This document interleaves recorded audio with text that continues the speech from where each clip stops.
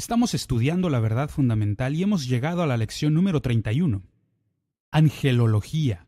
Angelología, y debo confesar que disfruto mucho más esta lección que la de los demonios, pero este es un estudio sobre los ángeles.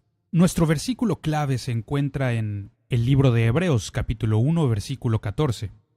Está hablando sobre los ángeles y dice: ¿no son todos espíritus ministradores, enviados para servicio a favor de los que serán herederos de la salvación? ¡Qué hermosa verdad! Está diciendo que los ángeles fueron enviados para ministrarnos a ti y a mí, como creyentes.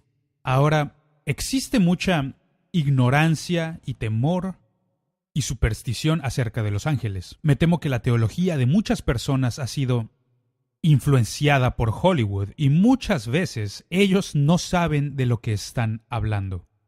La Biblia tiene mucho que decir respecto a los ángeles. Por ejemplo, la Biblia menciona a los ángeles 296 veces. 296 veces. Ahora, de todas esas, Apocalipsis, solamente el libro de Apocalipsis los menciona 76 veces. Más que cualquier otro libro de la Biblia. De hecho, uno de cada 4 básicamente. Una de cada 4 veces que leas la palabra ángel en la Biblia será en el libro de Apocalipsis. Y esto nos tiene que hacer saber que esto es muy importante a medida que nos acercamos al final de los tiempos, mientras nos acercamos al final de la historia de la redención. Va a estar tomando lugar mucha más actividad angélica en estos tiempos, en nuestro mundo. Jesús habló mucho acerca de esto, habló muy seguido sobre ángeles, y también Él fue personalmente ministrado por ellos. Ellos vinieron a Él, por ejemplo, cuando estuvo en el desierto, o en el jardín del Getsemaní antes de la cruz, esos tiempos cruciales en su vida. Vemos que los ángeles vienen para ministrarle. La palabra ángel significa mensajero, eso es lo que significa, no tiene nada místico. Un mensajero, y básicamente se refiere a mensajes de parte de Dios.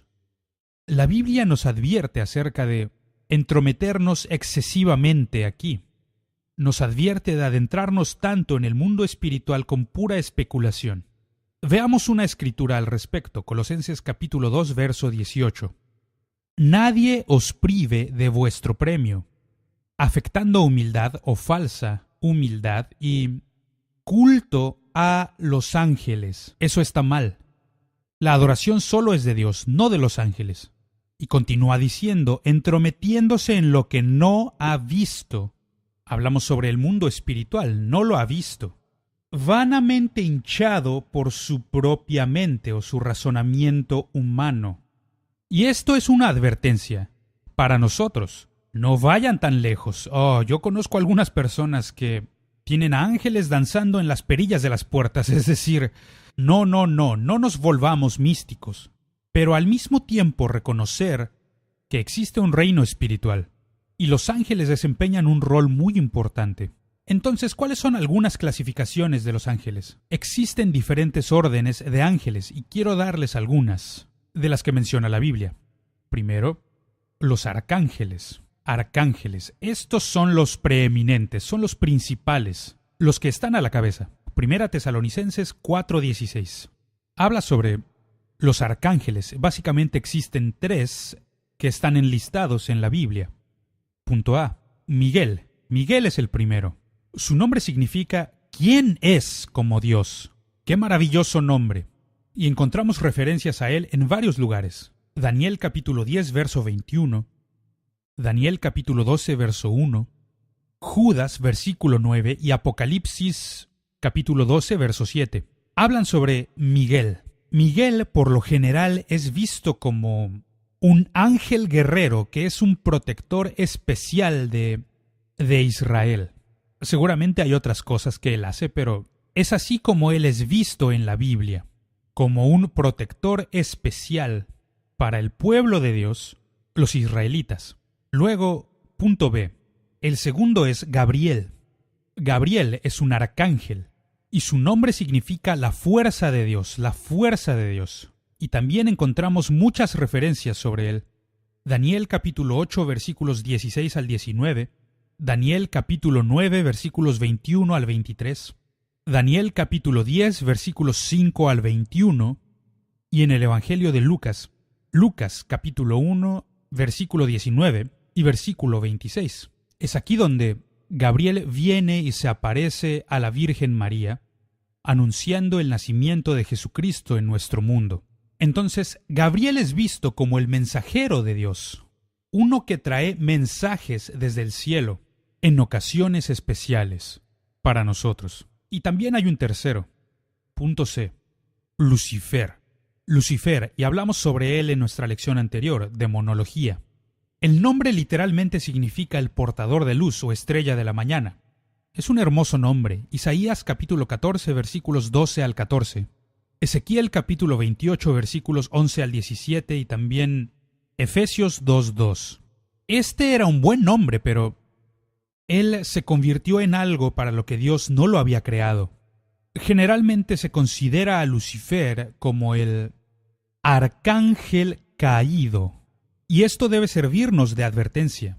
Si los arcángeles pueden caer, y uso esta imagen de una estrella fugaz, una estrella que está consumiéndose porque él fue expulsado del cielo. La estrella de la mañana fue expulsada del cielo y se convirtió en el príncipe de las tinieblas, y es nuestra advertencia.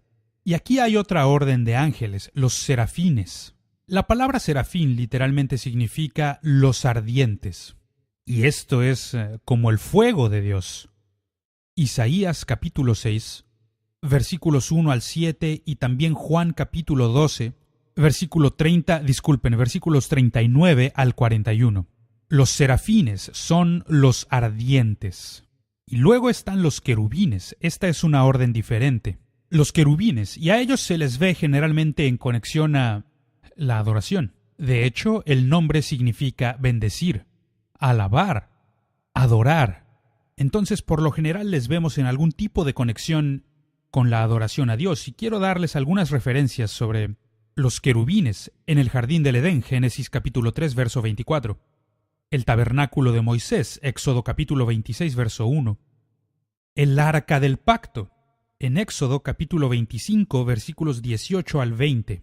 Y esta es la razón por la que usé esta imagen del arca del pacto con los querubines y sus alas extendidas sobre el propiciatorio. Otro de estos ejemplos es el templo de Salomón. El templo de Salomón en Primero de Reyes, capítulo 6, versos 23 al 25. La visión que Ezequiel tuvo sobre el cielo. Ezequiel capítulo 1, versículos 4 al 28. Y también Ezequiel capítulo 10, versos 1 al 20. Y luego la revelación de Juan. Y por supuesto esta la encontramos en Apocalipsis. Apocalipsis capítulo 4, versos 6 al 8. Él puede ver a los querubines mientras dirigen la adoración. Y tenemos otro ángel al que tenemos que referenciar. En estas órdenes de ángeles se llama el ángel del Señor. El ángel del Señor. Y a esto nos referimos. Muchas veces en la Escritura la palabra ángel lleva A mayúscula. A mayúscula. El ángel del Señor. Y se refiere a lo que conocemos como teofanía. Una teofanía. Y esto significa una aparición de Dios. Y de lo que esto habla es que muchas veces en el Antiguo Testamento Dios se revelaría a sí mismo, muchas veces en la forma de un hombre, o con la apariencia de un hombre.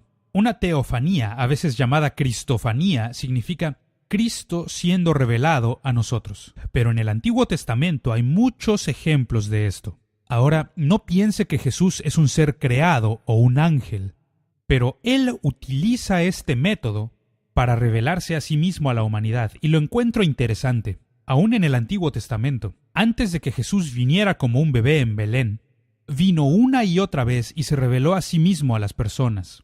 Es como si no pudiera mantenerse lejos de nosotros. Así de grande es su amor. Veamos algunos de estos ejemplos. En el libro de Génesis, capítulo 16, la historia de Agar, quien fue la concubina de Abraham. En la historia de Abraham, Génesis 18. En la historia de Jacob, Génesis capítulo 32. La historia de Josué, en Josué capítulo 5. La historia de Gedeón, en Jueces capítulo 6. En todas estas veremos que Cristo se revela a sí mismo a las personas, y es una visitación del Antiguo Testamento, una visitación de Jesucristo a este planeta. Y también hay otra orden de ángeles de la que tenemos que hablar. Y esta es la que llamo la multitud de huestes celestiales. No hay manera alguna en que podamos enumerar a los ángeles. No se puede. Y en esta multitud hay miles, y ambas palabras están en plural, están multiplicados. Entonces no podemos conocer este número tan grande de ángeles que existen, pero esta es la forma en que podemos describirlos. Se les describe en Colosenses capítulo 1 como tronos, poderes, dominios. Y está hablando sobre ángeles y la influencia que estos tienen sobre nuestras vidas. Como creyentes, son llamados ángeles escogidos. Esto lo vemos en 1 de Timoteo capítulo 5 verso 21. Los ángeles escogidos. Punto C. Son llamados las flamas de Dios. Ya hablamos sobre los ardientes, los serafines. En el Salmo 104 versículo 4 y en Hebreos capítulo 1 verso 7. Son llamados las flamas de Dios. Las huestes de Dios, las multitudes, o también podemos llamarles los ejércitos de Dios. Daniel capítulo 8 versículo 13, Mateo capítulo 25 versículo 31. Y aquí hay otro nombre para poder referirnos a ellos, las estrellas de la mañana. Job 38:7 está hablando sobre la creación y dice que cuando alababan todas las estrellas del alba. Habla sobre los ángeles. Son llamados príncipes. Esto está en Daniel capítulo 10 versículo 13 y también en los versos 20 y 21. Y también en Daniel capítulo 12 verso 1. Se les llama hijos de Dios. Esto lo encontramos en Job capítulo 1 verso 6 y también capítulo 2 verso 1. Se les llama hijos de los potentados. ¿Qué nombres y atributos más hermosos de estas huestes celestiales? Salmo 82 versículo 1, Salmo 89 verso 6. Hijos de los potentados. Se les llama vigilantes. ¿Y qué nombre tan interesante? Vigilantes. 1 de Corintios 4:9 y Daniel capítulo 4 versos 13 al 23. Entonces, estos nombres se utilizan para describir a esta multitud de huestes celestiales que acampan alrededor de los creyentes. Ahí están para protegernos, para traernos mensajes, ayudándonos, dándonos victoria. Los ángeles hacen muchas cosas por nosotros. Ahora hablemos sobre la naturaleza de los ángeles. ¿Cuál es la naturaleza de los ángeles? Vamos a describir estos aspectos. Punto A. Ellos son seres espirituales creados. Salmo 148, versículos 2 y 5. Hebreos capítulo 1, versículos 13 y 14. Punto B. Ellos pertenecen a un orden más alto que la humanidad, y es importante destacarlo. Hebreos capítulo 2, versículo 7 y verso 9. Segunda de Pedro capítulo 2, versículo 11. Ellos cuentan con inteligencia y libre albedrío. Judas 6 y 9. Ellos son invisibles. Colosenses capítulo 1, verso 16 y capítulo 2, versículo 18. Entonces estos son atributos de estos maravillosos ángeles que nos rodean. Ahora hablemos sobre su carácter. ¿Cuál es el carácter de los ángeles? Primero, punto A, ellos adoran a Dios y también rechazan la adoración para ellos mismos. Y esta es una forma en que puedes distinguir a un buen ángel de un mal ángel. Un ángel malo siempre va a aceptar la adoración y esto encontramos en el satanismo y toda clase de cultos y prácticas alrededor del mundo. Brujería. Porque a estos ángeles malos les encanta la adoración, les encanta ser idolatrados. Los ángeles buenos no lo hacen, nunca lo hacen. Nehemías capítulo 9, verso 6. Hebreos capítulo 1, verso 6. Apocalipsis capítulo 5, versos 11 y 12. Apocalipsis capítulo 19, verso 10. Apocalipsis capítulo 22, versos 8 y 9. Y algo interesante que puedo notar en este último par de referencias es que es Juan cuando se encuentra en la isla de Patmos y Dios le da esta gran revelación. Y cuando el ángel se le aparece, este es tan magnífico tan asombroso que dice, caí a tierra y comencé a adorarle. Él me levantó y me dijo, no hagas eso. La adoración solo pertenece a Dios. Ellos solo adoran a Dios. Punto B. Ellos son sumisos y obedientes. Recuerde que hablamos de ángeles buenos. Lo vemos en 2 de Pedro 2:11, también en Judas verso 9. Lo encontramos en 1 de Pedro 3:22, en 1 de Corintios 11 versículo 10 y Mateo 26:53. Por favor, busque y lea estas referencias bíblicas porque nos brindan mucha información con respecto a la naturaleza de los ángeles. Punto C. Ellos son santos y modestos.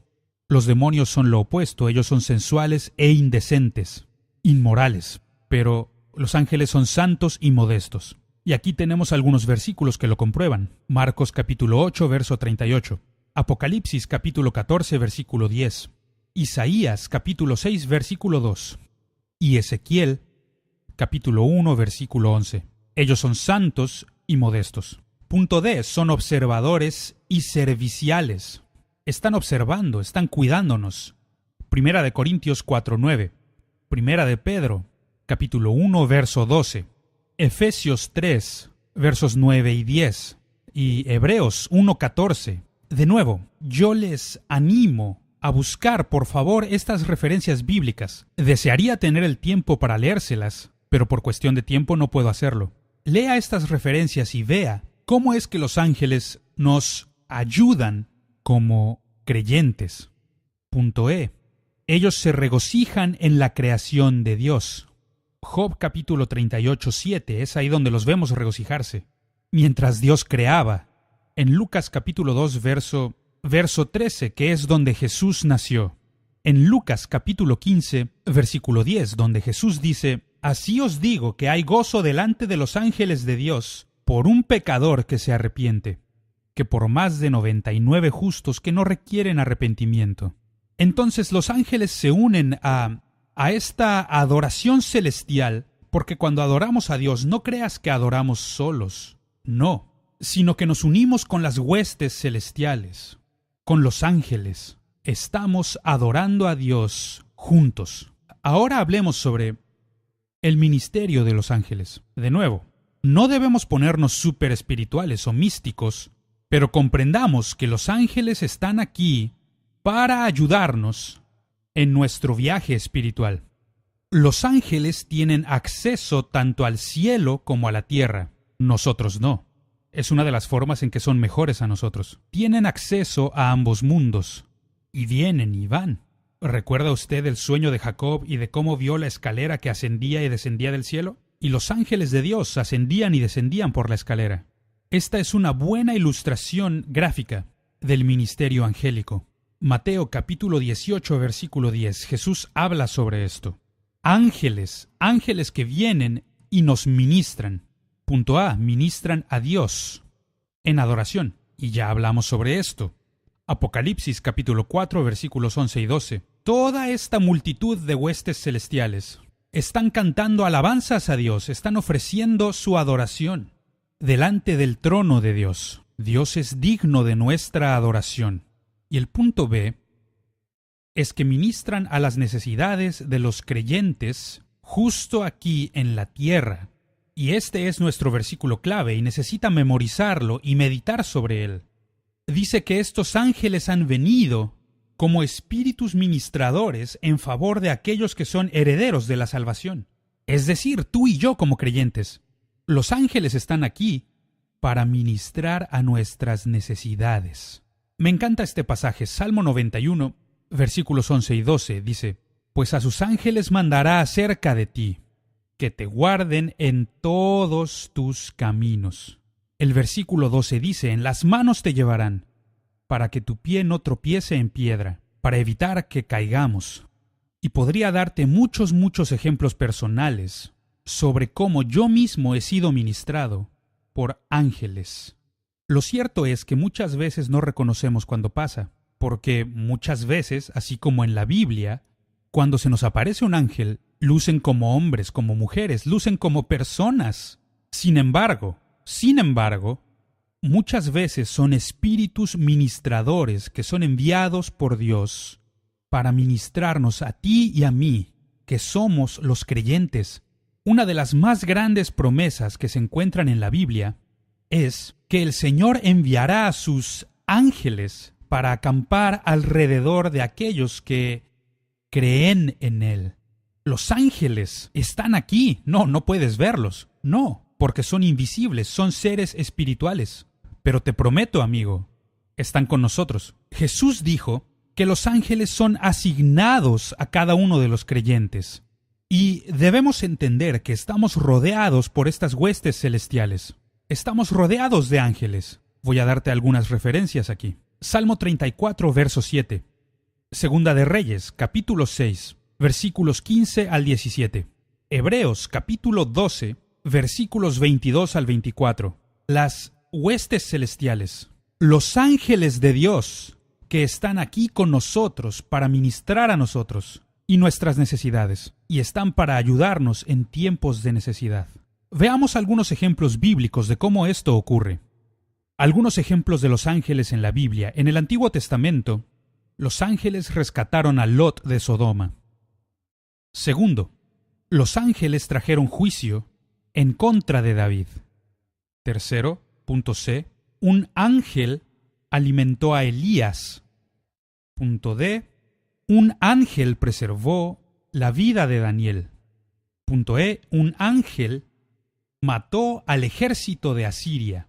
Y, de nuevo, por favor, busque y lea estas referencias, porque no solo es Antiguo Testamento. Dios todavía hace cosas grandes por nosotros hoy. Hablemos del Nuevo Testamento. Primero, los Evangelios. En la vida de Jesús, en el nacimiento de Jesús, encontramos a los ángeles gozándose y cantando.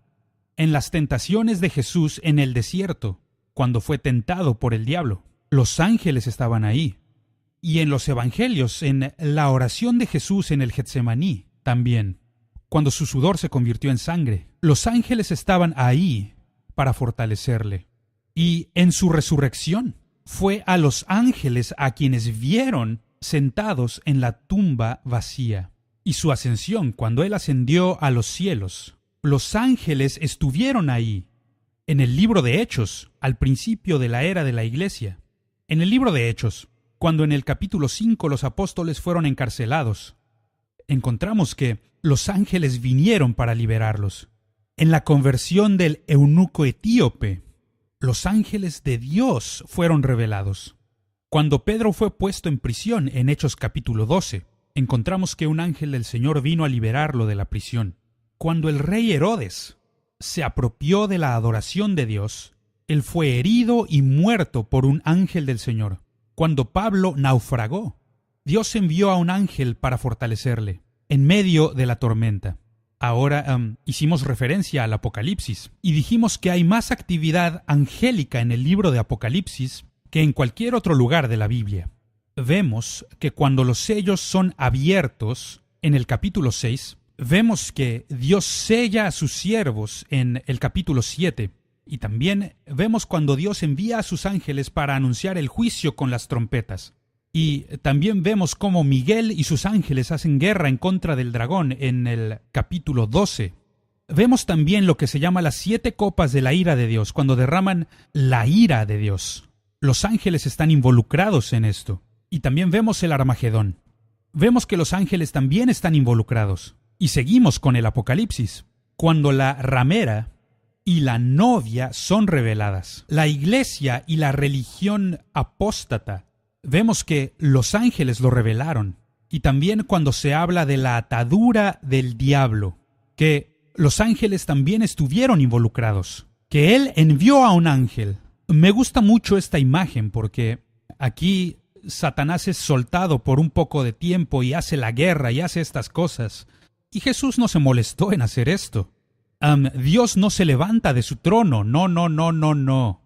Solo envía a un ángel para atarlo, encadenarlo y luego echarlo a una fosa sin fondo en el lago de fuego. Ahora, estoy enfatizando todo esto porque creo que en muchas ocasiones tú y yo como creyentes no nos damos cuenta de la importancia que nosotros tenemos en el reino de Dios, que El más grande plan de salvación de Dios no solamente es revelar a Jesús a este mundo, no. El máximo plan de Dios fue transformarnos a nosotros, a semejanza de Cristo Jesús, para hacernos como Jesús. Porque Jesús no vino a morir solo como un sustituto por nuestro pecado.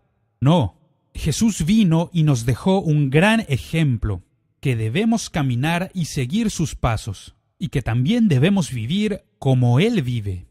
Y sabemos, humanamente hablando, que eso es imposible. No podemos hacerlo. Pero no estoy hablando de nuestro esfuerzo humano. No estoy hablando sobre religiosidad, sino que estoy hablando del reino de Dios y cómo es que opera en nuestras vidas. Y la forma en que opera es a través del poder del Espíritu Santo. Opera a través de fuerzas angélicas que están a nuestro alrededor. Yo estoy profundamente agradecido por los ángeles de Dios que me han sido asignados para ayudarme.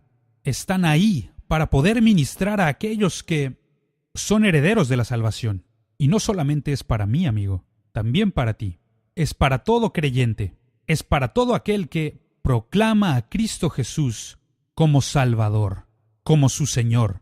Los ángeles de Dios nos han sido asignados para ayudarnos a vencer todos los ataques del enemigo. Entonces yo te animo, gózate, regocíjate, porque Dios ha provisto un plan seguro de salvación en el que no podemos fallar.